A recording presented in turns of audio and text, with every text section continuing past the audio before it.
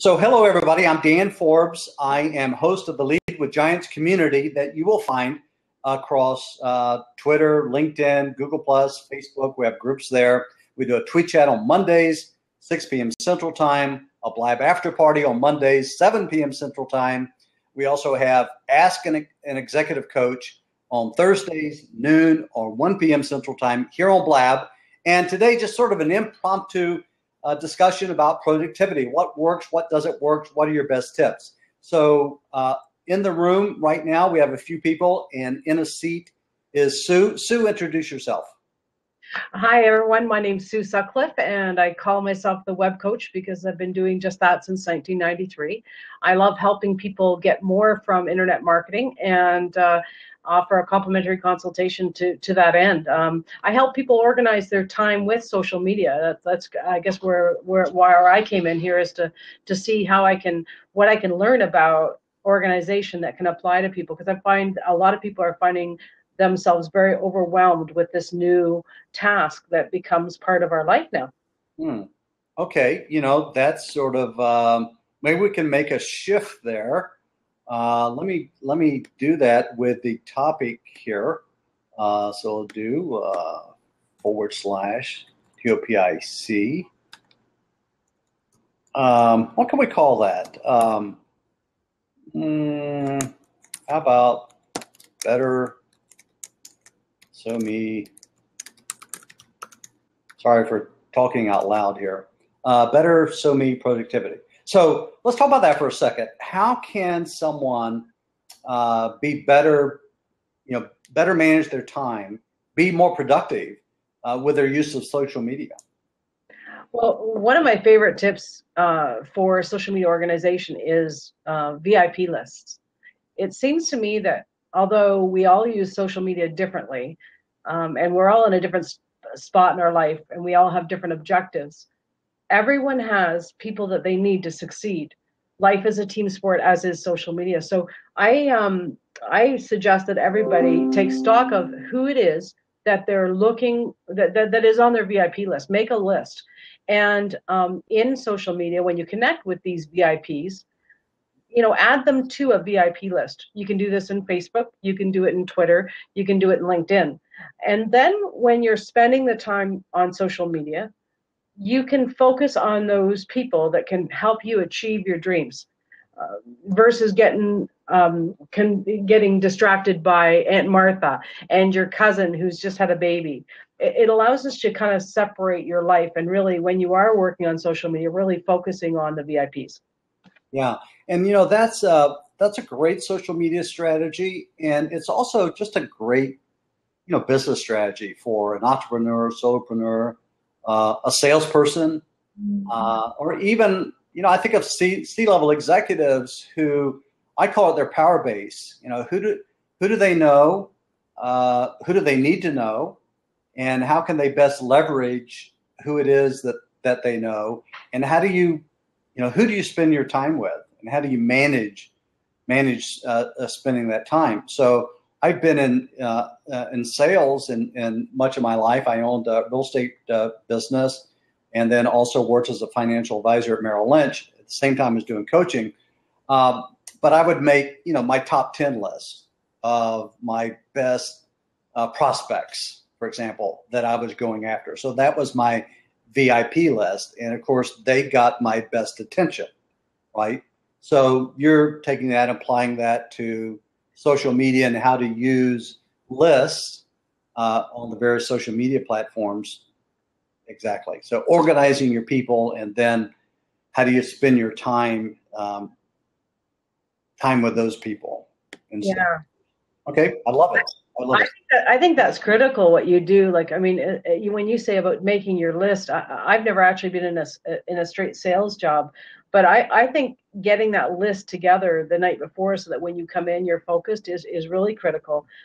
So when you actually did that list, I think just the process of doing that puts your mind focused. It also makes you think back and actually plan strategically, because I think a lot of people land into social media And, there's that social word, there's all these people, but really when we are focused, being laser focused on and understanding who it is that we're targeting and all that's critical. So when you did your list, you would have had to go through that process. So that's another piece I think that plays into it. Yeah. The other thing that I used and would certainly apply to what you were describing here is to segment. So not only maybe have a VIP list, so I would have like a platinum, gold, and silver. And of course, the platinums I was focused on the most, and then beneath that was the gold, and then the silver. It could be simply A, B, C, whatever it is. But to segment even your client base as well as your prospect base to help you be more productive and to evaluate from time, who am I spending my time with, and who do I want to be spending my time with. Mm-hmm. Mm-hmm.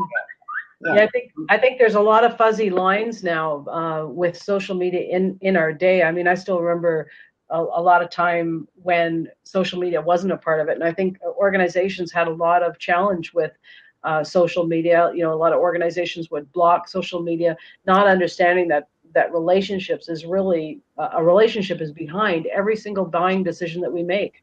But I think there's some huge challenges there from an organizational standpoint, and also from the SOHO perspective. So I think there's a lot of growth potential for people like yourself that can help people organize their time and really stay on target. Absolutely. Hey, Peter, we're talking about productivity. Would love you to come take a seat. Share tips, ideas that you have, what works for you, or maybe we can talk about what doesn't work, trying to build up a little momentum here on Blab as we talk about productivity. So let me go to, there he comes. We'll go to Peter. And thank you, Sue, for being here. I know you're going to have to run in a few moments. Stay as much as you can. Hey, Peter, nice to meet you. Well, nice to meet you. I think this is our first time to be in a Blab room together on camera. Yes, sir. Yeah, great. So we're talking about productivity. Why'd you pop in? I have all these different apps and everything to tell me what to do, and still at the end of the day, it's all about me getting more productive. Okay. Do you have so here you are. So you're a guy who likes using apps to help with your productivity. What's your favorite? My favorite right now is Asana.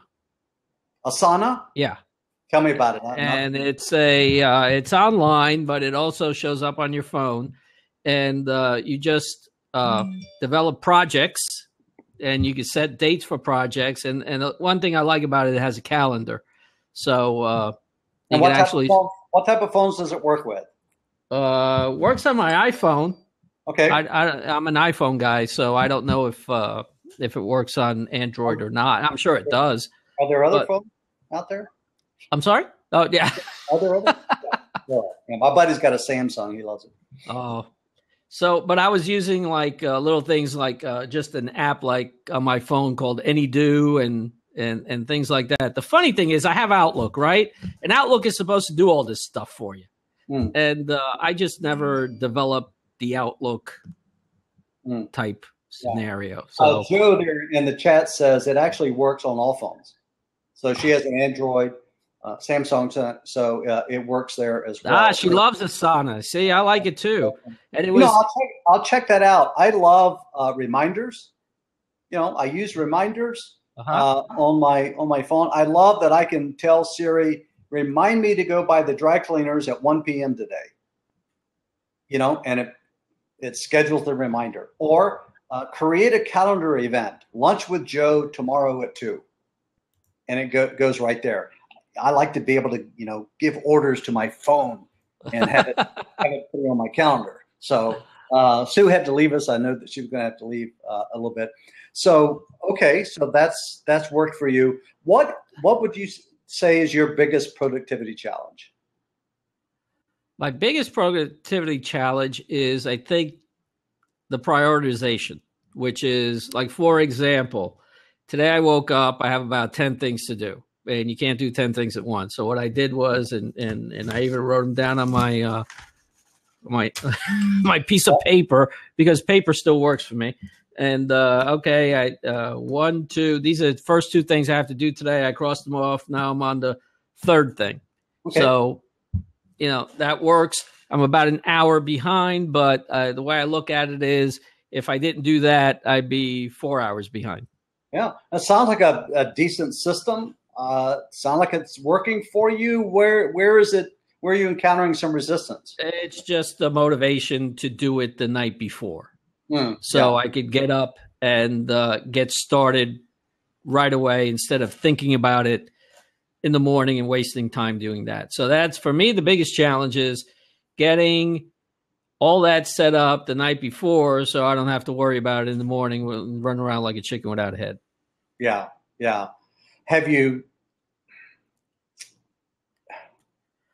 Why do you think that would be better? Because then I know exactly where I have to be at exactly a given time. For example, I had to drop off work done today, so that means I had to bring the car over to the place, but my wife had to meet me so I could bring her to work, because now we only have one car until the car is done. And so I dropped her off, and I said, well, where am I going to go now? I didn't know whether I was going to go to my co-working place or come back here. I came back to the house because I had some things here, but if I would have had all that set up in my mind, I wouldn't even have to worry about it. I said, okay, I'm going home. I'm going to spend 2 to 3 hours there, and then spend 2 or 3 hours at co-working, and then go pick up the car and be all done with it. So it's just, that's where I fall apart.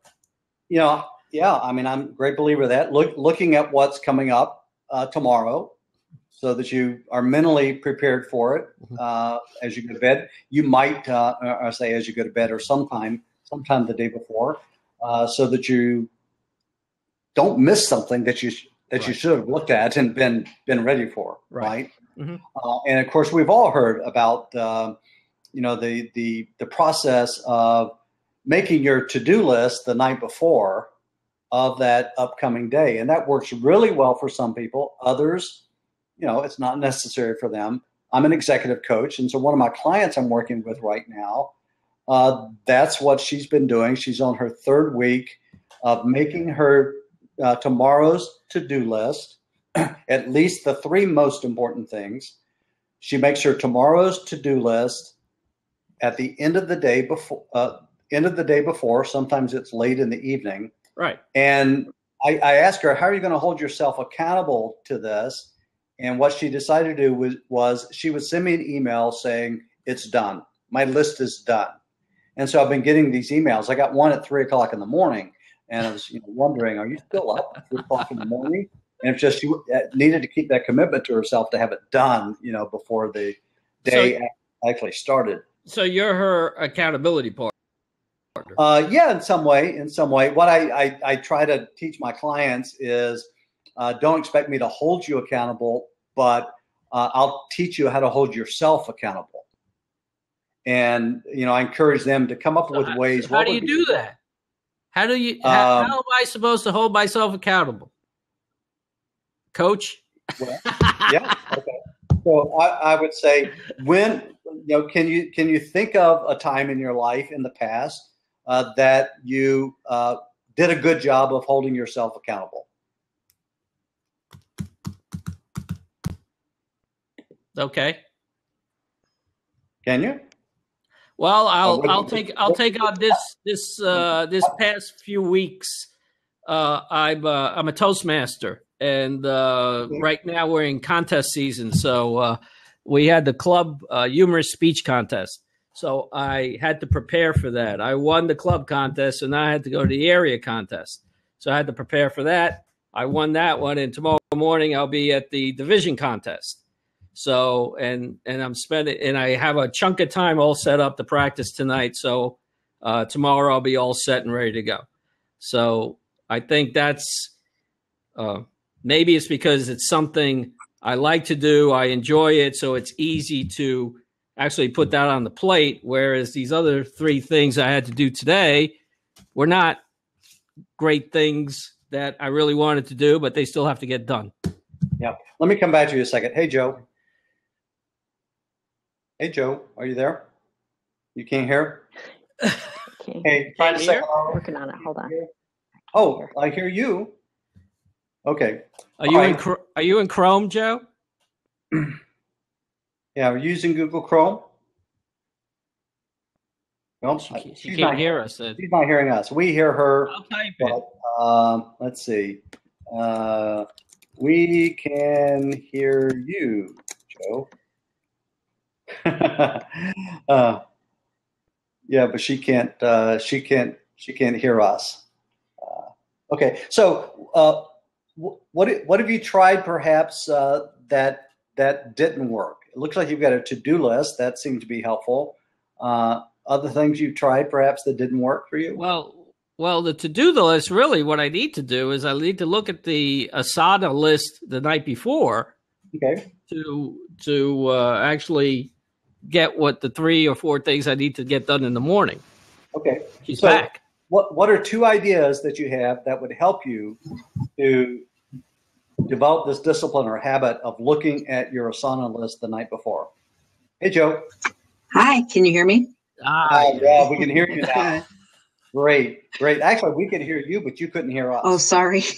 That's okay. That's okay. So Peter, did you come up with a couple of ideas that you could try? Well, that would mean having to put the computer by the bed, and I don't want to do that. Oh, okay. So I'm going to have to stay on the computer till you get so tired you just close it and go to sleep. That's the picture. So I think I'm just going to have to make it a point to make an appointment to check Asana before I go to bed. And then in my mind, figure out what are the 3 things I have to do in the morning. Peter, do you have Asana? You have Asana on your phone. Do you have your phone with you before you go to bed? Yeah, I have it. Uh-huh. Do you have it with you when you go to bed? Oh, yeah, that I do. I keep that at the See, bed. that's what I do. I have it on my tablet, and my Okay. tablet, it's an older tablet. It's just one I have that I first thing in the morning and before I go to bed, and I have my alarms and things on it, and I use that one for. Okay. So that's a good idea. Use the phone for Asana instead of using the computer, because I like actually using the laptop better. Me too. Isn't it true that we do the things that are important to us? That are important to us. Yeah. Yes, we do. So there are things I have to do that are important to other people. Yeah. Like this afternoon, I have to do 3 contracts that I don't want to do, but I have to do them. Talking about your challenge of looking at tomorrow's to-dos the night before, you're making a choice between what's important to you. If that's really important to you, you will find a way to do it.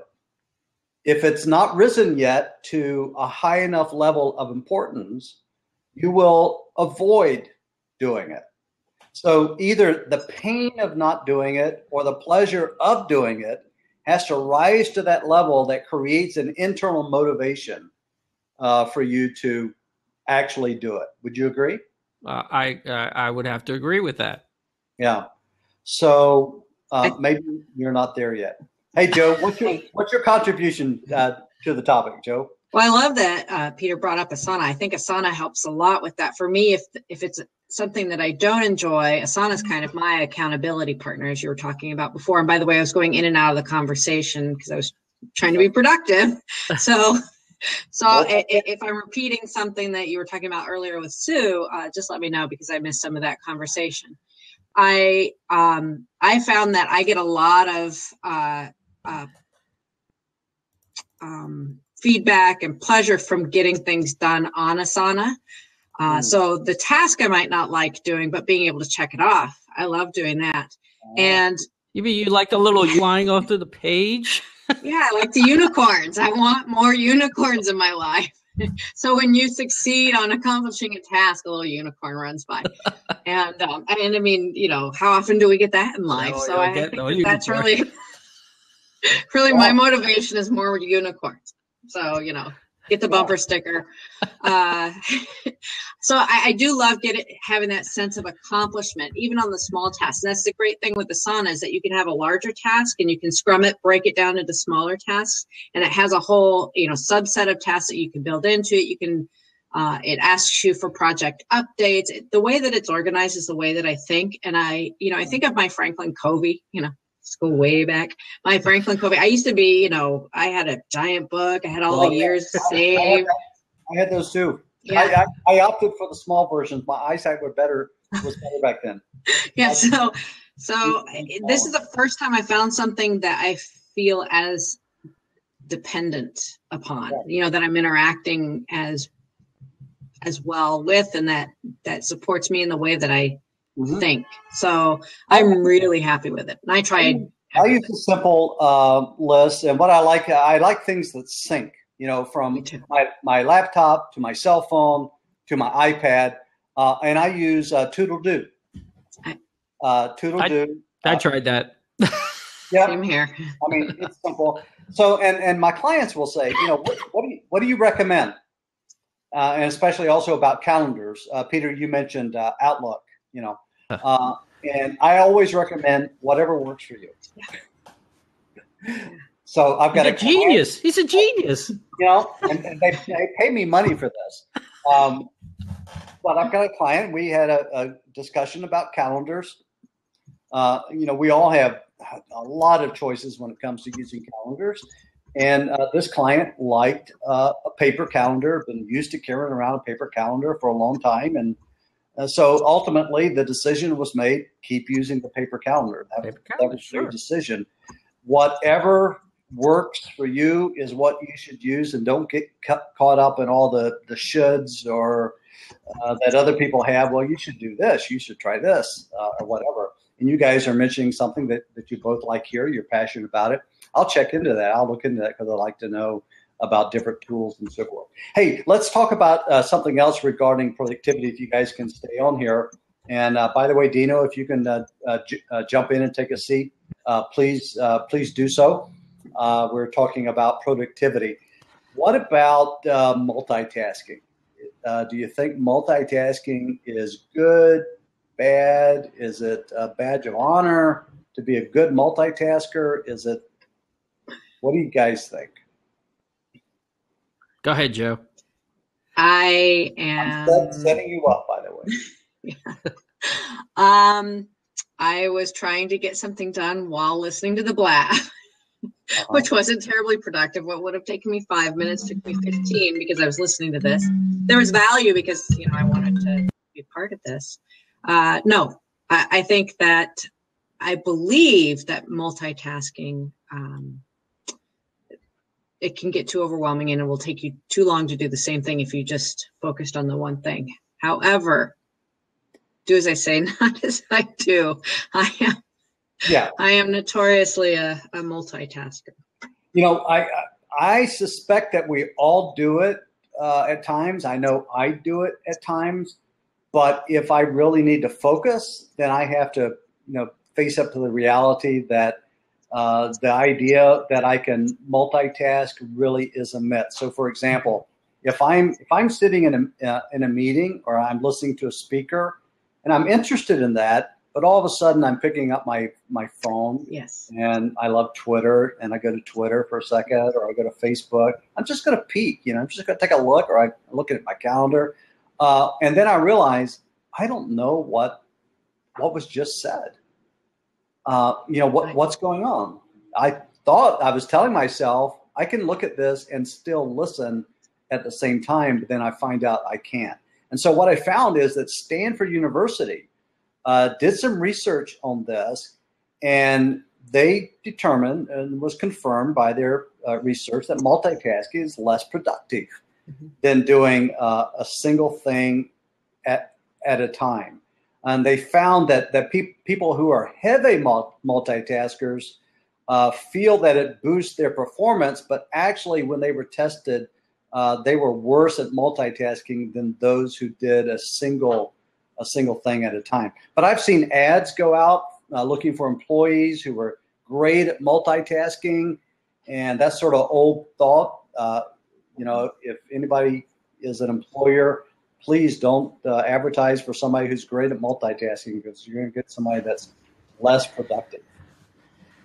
Well, that's exactly why you don't multitask, because you can't give 100% of your time to one thing. Yeah.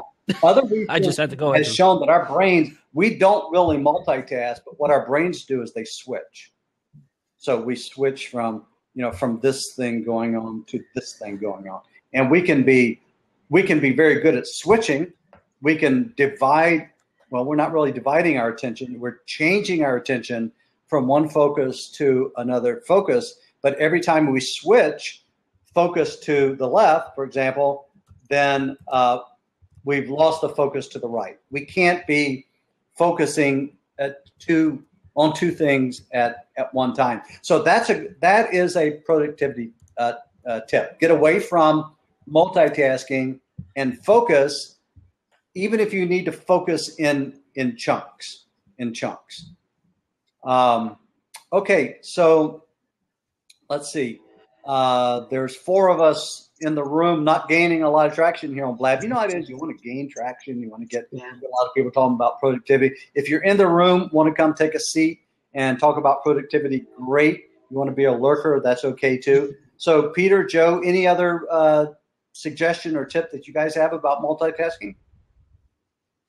Well, just on your traction thing, I did a Blab yesterday, and there were 3 people in the room, and it was my first interview show. And then we got 25 minutes into it, then it went boom, and I don't know why. It just I had 12 to 15 people in the room at one time. So yeah, I think it's really a timing thing, because maybe some Blabs are ending, and then people are looking for something else. Yeah. And then all of a sudden, boom, you got 10 additional people in there looking to. So I think it's timing. It is timing. And I think that's a really important point, Peter, in that I'm trying to give you eye contact. You can't tell. There, thank you. But I like Joe. Thank you. I like you. I think that, one of the reasons why, Dan, I was asking, is this something you're going to do on a regular basis, on a regular schedule? Anytime that I can find something that's on a regular schedule and I can piggyback off of it, or I can recommend to it. So if I scheduled something right before yours, and I could say, as we're closing out, tell my whole community, hey, if you're still, interested, here's a great topic, here's somebody I recommend, and put that link in there. I think, similar to all the tools out there that give you the list of Twitter chats, hopefully we'll start getting something about Blab chats. But in the meantime, if we can look at our community, and our community can share their Google Calendar, we could have a Blab calendar on Google. I should go create that right now. Multitasking right now. Yep. We'll create a Blab calendar, and then we'll know, who to send over. All you have to do is have that subscription link in the calendar and just say, put it over there, have everybody tweet it out, and, kind of flash mob your whole audience. 4 people right now, but flash mob them over to the next one. I think that would be a great way to. And on the topic of Blab, I'd like to hear what you guys have heard. What's annoying to me is everybody that I follow, when they schedule a Blab or they start a Blab, I have this little pop-up, but I don't want to see 500 pop-ups. I'd like to have the ability to select only the ones that I wanted to see. So if there was if there would be a way to have a list of those that I want to see, rather than every follower or everybody I'm following who schedules a Blab, I've got to see all of those. It's getting annoying. I see so many of those all the time. You guys heard of any changes? Yes. They have these town halls, and they have the blog as well, the Blab blog, which is hard to say. And that's something, because more and more people are coming on board, it's becoming more and more irritating. Turn it off altogether. Right. That's your choice right now. Turn it off altogether. You can do that. You can do it in your settings. Oh, I know. But I don't. But you don't want to do that. I know. You want to do it for each individual person, because there are some people that I want to make sure if they pop on. Dan, if you pop on, like you did today, I want to know. But there are others that I don't. So you can either choose to unfollow people, and then there's that, but there's that whole, kind of gift economy. You want to give them the followers. Yeah. But Blab did say that they're working on that. They're working on a lot of settings, and I think we're going to see huge changes in the next 2 weeks in that arena. So I think your wish is their command. Well, and they've been so responsive also to yeah. the community. So that's been that's really been great. What else? Because I think well, I tried a little tactic yesterday because I learned about Blab about 2 weeks ago. And I'm in Raleigh-Durham, and I'm a member of the Triangle American Marketing Association. We had this guy, Brian Fanzo, come in and talk to us. Mm-hmm. And Brian told us about Meerkat, Periscope, and Blab. And so, of course, I tried Periscope, and then I got into Blab, and I really liked it. And I had the opportunity to have lunch with Brian before the presentation. So got to know him a little bit. So yesterday, before my Blab, I sent him a little Twitter thing. Hey, I'm having my first Blab thanks to you. And if you're available, stop on in. But he was at a keynote speaker thing or whatever, but he did favorite my tweet. So, and he's got a lot of people. You should look at the timing of that and then when your audience peaked, because I bet you that was it. Right. So so because whatever Brian says, people do, man. He's just showing up every 10 minutes is Periscope or something going on. So he does all three. Talk about multitasking. He has all three. I know he does. Once. He puts the camera here and he just goes, he's periscoping the Blab. I'm like, why are you doing that? I did that. I periscoped the Blab that I was doing, but then of course I was unable really to interact with my Periscope followers. Because my attention was on Blab, when if you've used Periscope, they can put in the message, but it pops up and then disappears pretty quickly. Mm-hmm. And, I don't know about trying to multitask those things. You're ignoring somebody. Mm-hmm. You're not giving your full attention. And there's just something about, just like us here right now, if I'm fiddling with Periscope, I'm not really listening to you. But, good luck to Brian. I know he does that. Hey, I've got a tip for you, Peter. You were talking about, when you've got that list of things and you're not really too motivated, the things you have to do, but not too motivated. The idea is about focusing in spurts. So if you take just 20-minute intervals and to work on the things on your list, and then take a break, whether it's go fix a glass of iced tea or a cup of coffee, or even step outside for a second. Sustained thinking takes energy, and we sort of burn out. Earlier years, former years, we were told to break our work down into 90-minute intervals. Those intervals seems to have come much smaller today for better productivity. Take 20 minutes, focus on your task, then take a break. Then come back, do another 20 minutes, take a break. Those breaks, I was working with a financial advisor. He built in a number of breaks during the day. Get in the elevator, go down the lobby, take a walk around, take a walk outside, enjoy the scenery, come back in, back to your desk, get back to work again.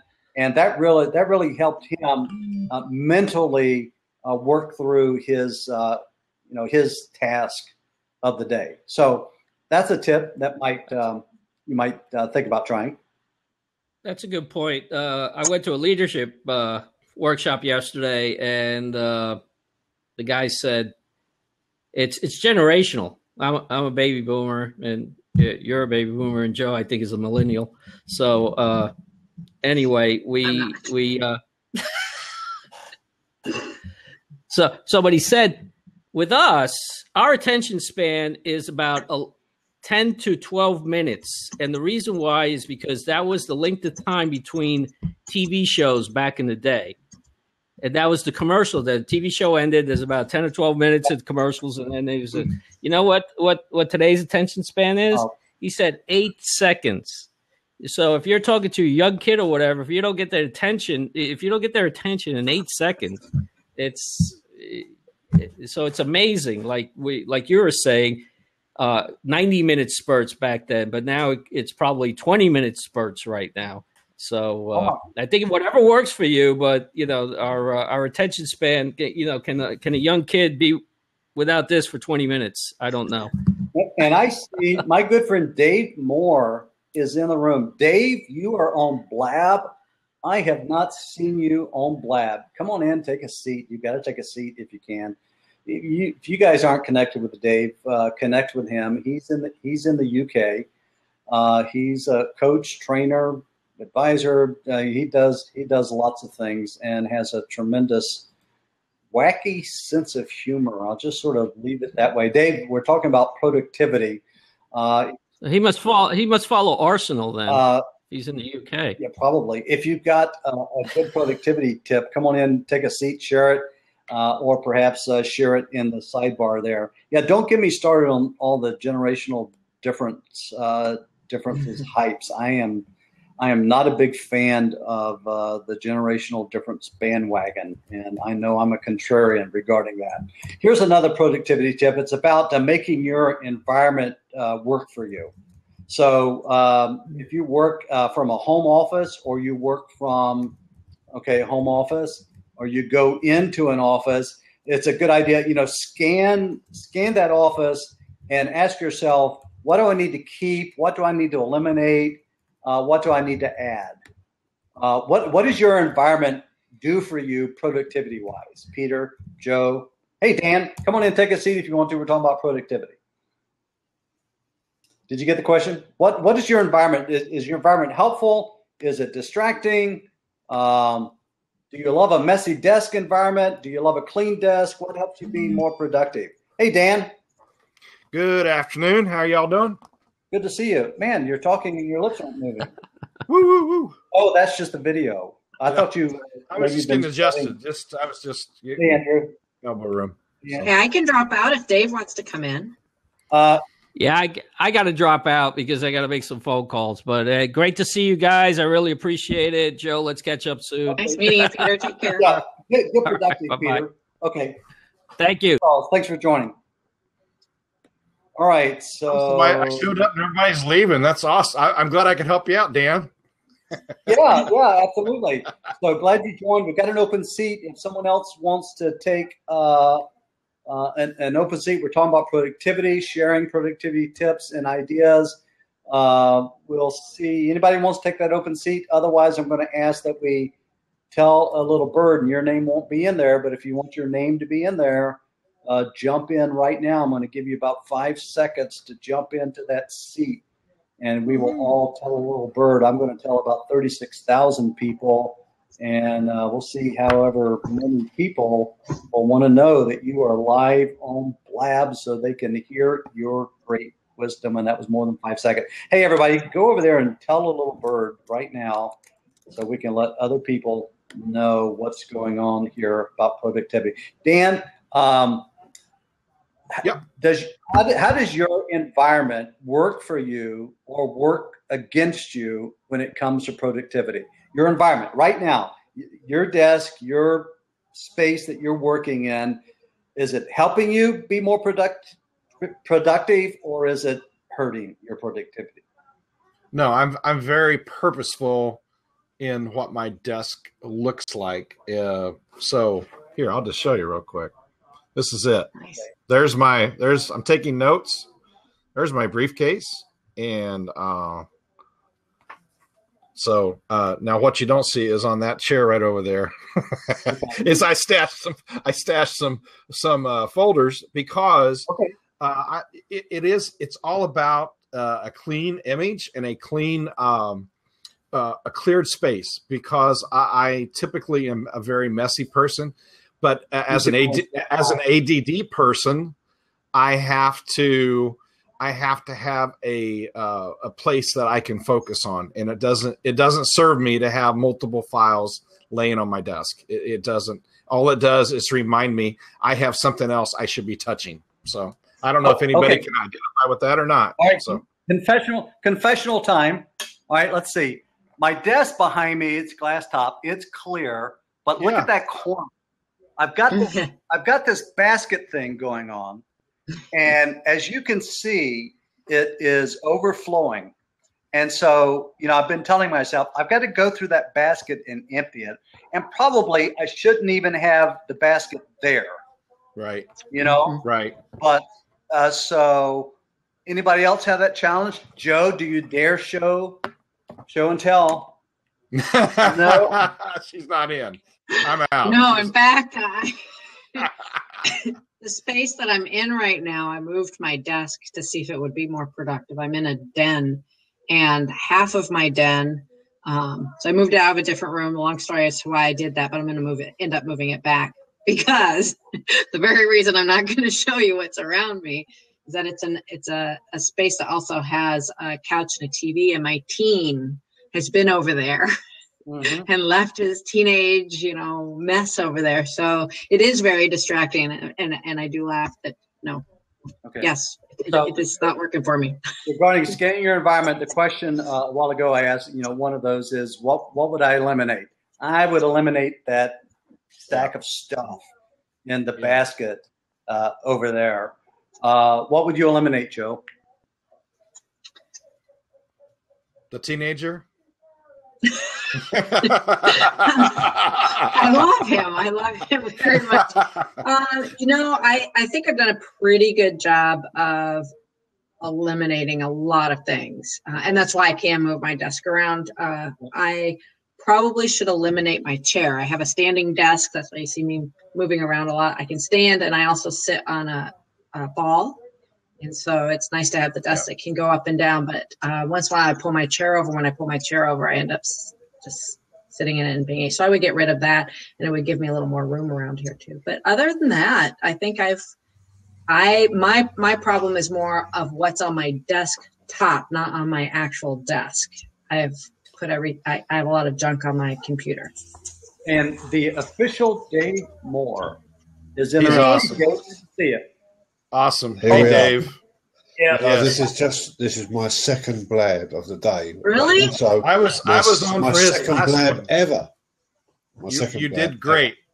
You did Thank great, you. Dave. Yeah, I give good blab. I'm glad you made it here, Dave. I was wondering when you would make it over to.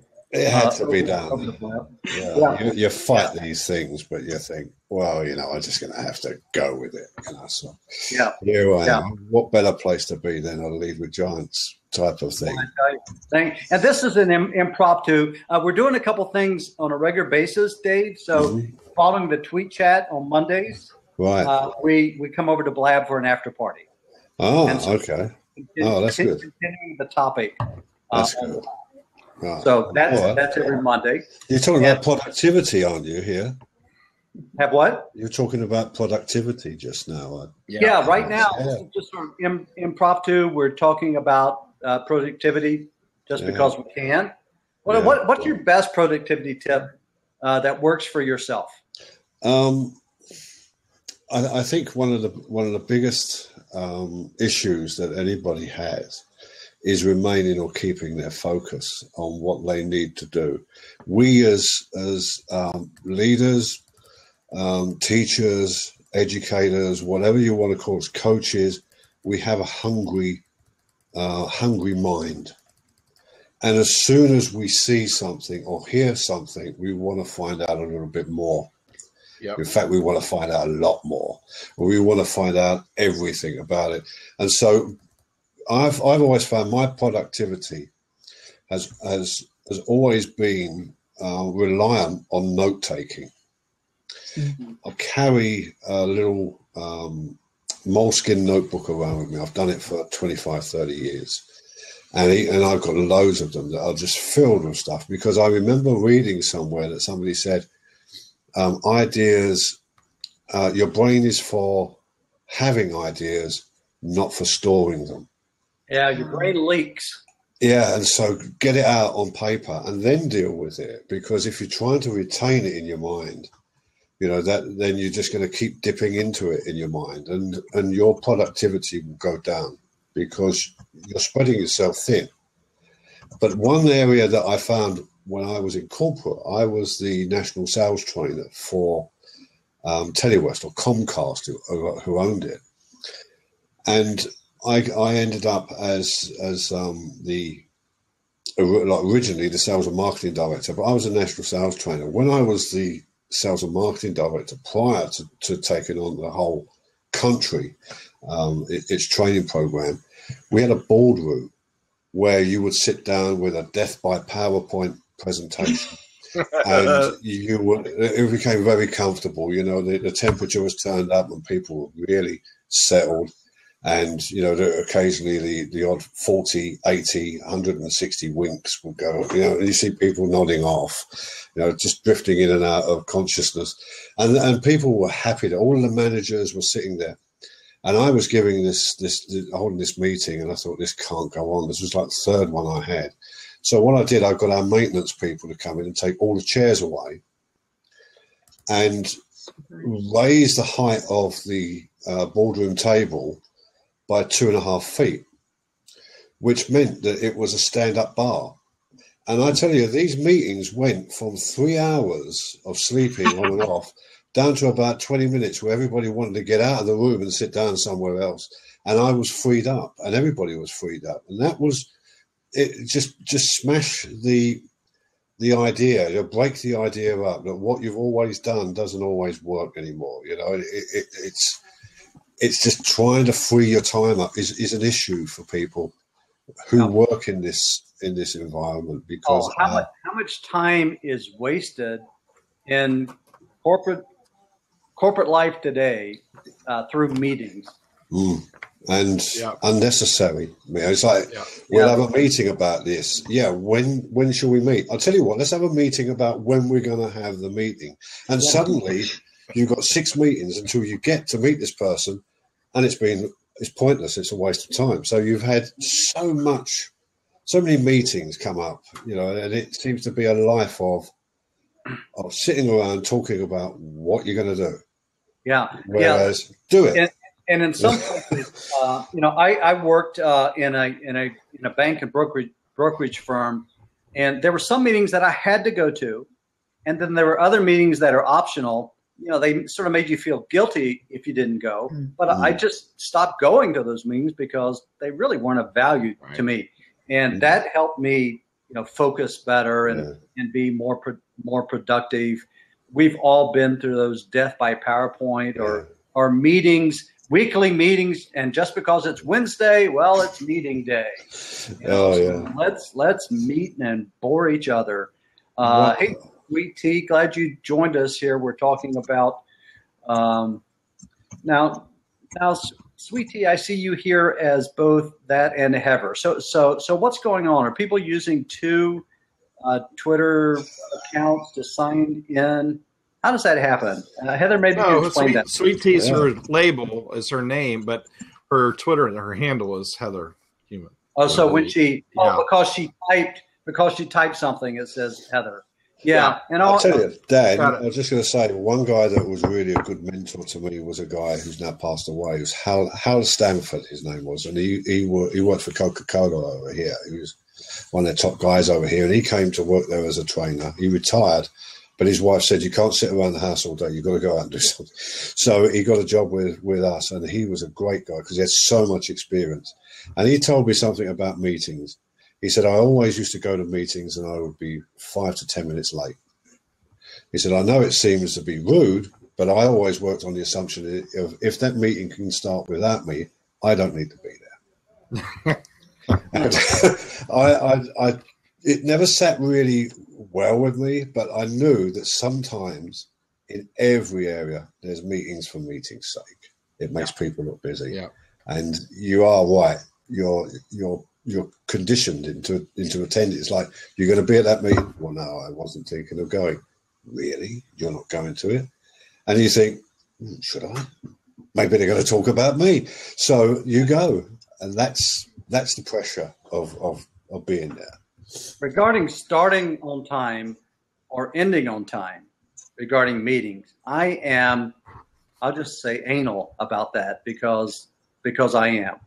I have a group coaching gig that I'm doing on Monday, and I'm doing it with in a notorious industry that everybody just shows up late. I mean, they are known for showing up late. Wouldn't be real estate, would it?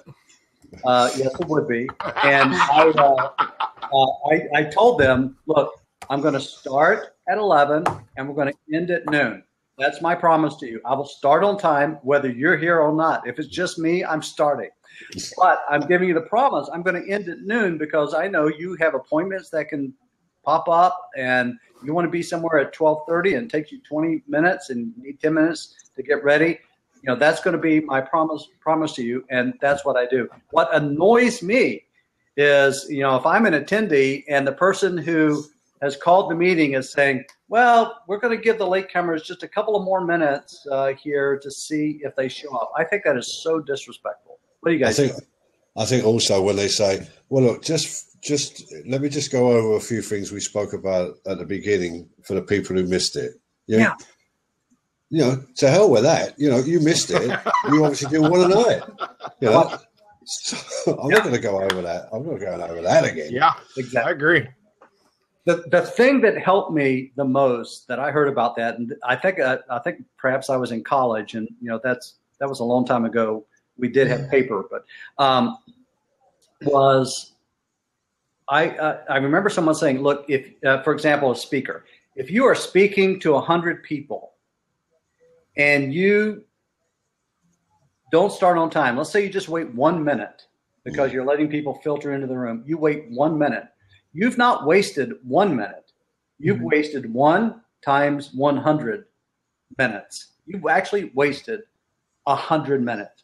And that made a crease in my brain, I guess, because that has stuck with me. And I sort of live and die by that whenever I'm charged with being in control of an event of when it starts and when it stops.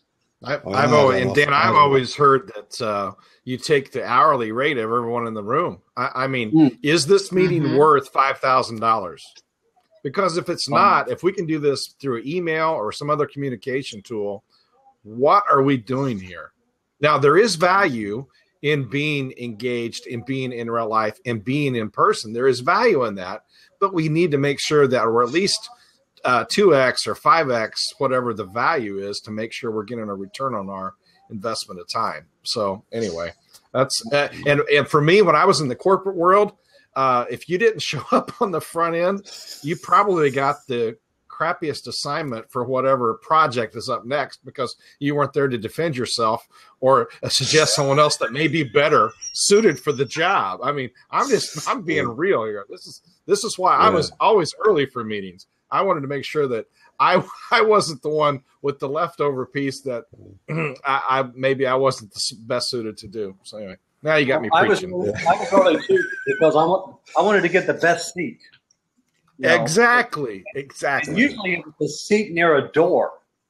So if I had a call that came that was urgent, I needed to go get that call. Wink, wink. I could slip out of the meeting.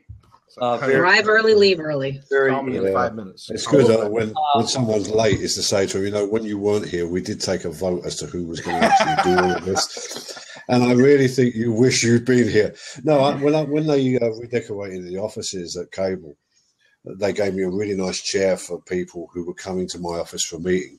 And our PA, she used to keep it outside. I never had it in the room. So that people would come in and they'd think, there's nowhere to sit. Right, so I better tell you what it is that I want. And then go. Because getting them out of your office so that you could carry on doing what you were meant to be doing, which was switching the TV on and checking out the golf. But the thing with that was I used to have a meeting with people. If I needed to see them, I'd go to their office and see them, because then I knew that once I'd said my bit, I could leave.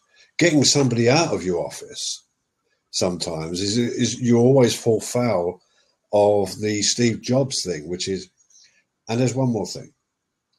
And there's one more thing. It's everything comes out. Go to somebody, deal with it, leave, and get on with what you've got to do. Yeah.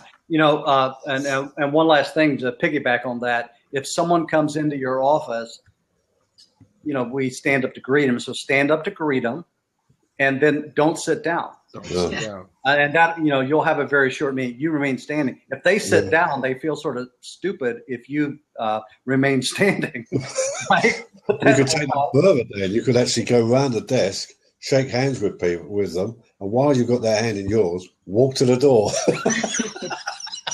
just walk them right out and say, I'm so glad to see you today. Yeah. Have a look out that window and tell me where you would like to land. Yeah, that sort of thing.